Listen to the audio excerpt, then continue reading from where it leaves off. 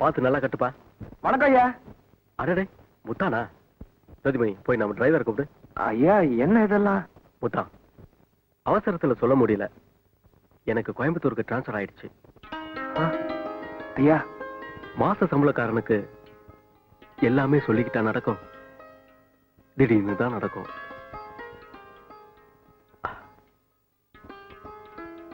அது சரி, நீ வந்த விஷயத்த சொல்லு முத்தா.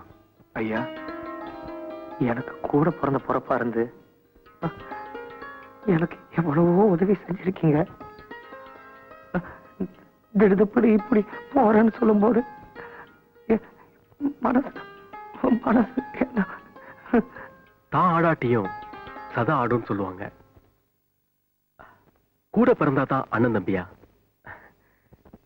இல்ல, நீ என்ன சகோதரனா நினைச்சு பாரு, அந்த சந்தோஷமே எனக்கு போதும். முத்தா, எல்லாமே கொஞ்ச நாளைக்கு தான்.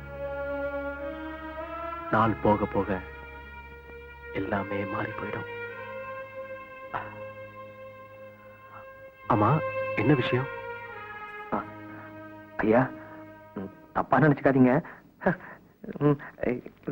என்னால முடிஞ்ச நன்றி கடை மறுக்காம ஏத்துக்குங்க. வேண்டாம், நீயே வச்சுக்க. உனக்கு பிறக்க போற குழந்தைக்கு நான் கொடுத்த மொய் பணமா இருக்கட்டும். என்ன யோசிக்கிற? ஐயா, பழசு ஒண்ணு மனசுல வச்சுக்காம எல்லாத்தையும் மறந்துட்டு ஆசீர்வாதம் பண்ணுங்க. நீயும் ராசாத்தியும் இன்னைக்கு இருக்கிற மாதிரியே என்னைக்கும் சந்தோஷமா இருக்கணும். அடுத்த வருஷம் இந்நேரம் ஒரு குழந்தையோட நீயும் ராசாத்தியும் நான் எங்க இருந்தாலும் வந்து பார்க்கணும். பாப்பியா?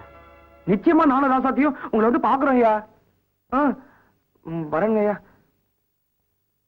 ஐயா, என்ன முத்தா? எனக்கு ஒரு சத்தியம் பண்ணி கொடுக்குறீங்களா?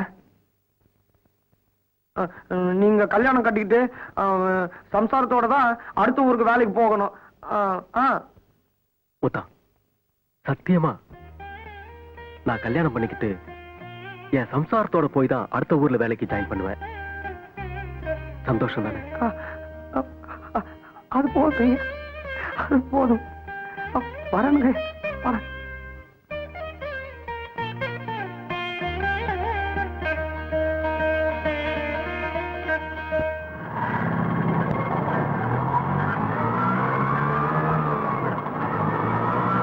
ஆட்டோ நிறுத்து.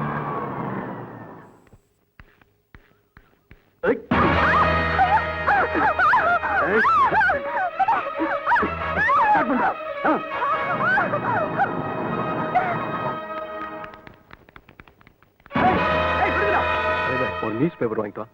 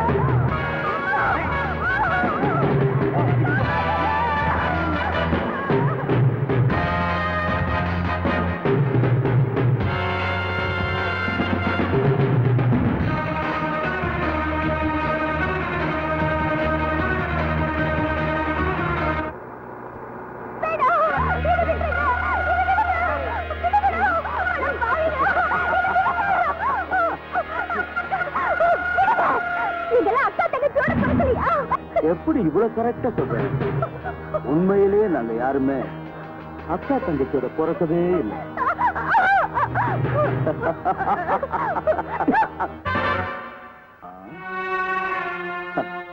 இன்னும் கொஞ்ச நேரத்துல சிங்கப்பட்ட எச்சைய உன் முதட்ல பட வைக்கிறேன். அண்ணே, நாங்க உங்களுக்கு என்ன துரோகம் பண்ணோம்? எங்களை ஏன் இப்படி சித்திரவதை பண்றீங்க? பேசாம வேடிக்கை பாரு.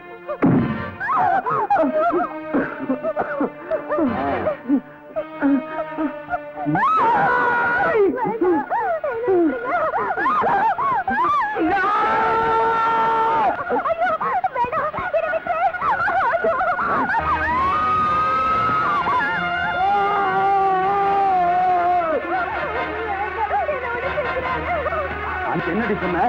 பொறுக்கி நாய். இந்த வெறி பிடிச்ச நாய் இன்னைக்கு உன்னை கடிச்சு கொதற போகுதுடி.